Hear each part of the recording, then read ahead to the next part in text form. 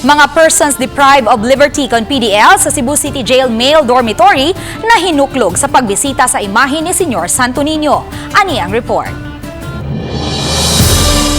Usa ka semana human sa kapistahan sa Batang Jesus gisugdan usab ang iyang panaw aron bisitahon ang mga dibuto.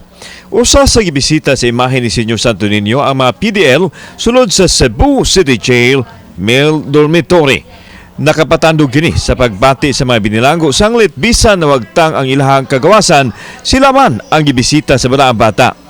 Walay kabutangan sa kalipay nga gibati ang mga PDL kinsa mihikap sa imahen dungan sa ilahang mga pangaliupo. Ako kami pasalamat nga ni Duawang Senyor Santo Niño Basilica diri sa Cebu City Jail kay labi na sa pag-interview na ako diri sa pila na ka years wala pa jud ko pila na ka years na wala mamitang kuan Senyor Santo Niño. Sagna ako karon sa prisuhan, ako pasag din niya, akong pamilya na mayo sila pag-abot ng karon, ako sa karon. Ako ko pasalamat pag niya nga sinasta ako diri akong gaitan Japon wala ko niya kasagde.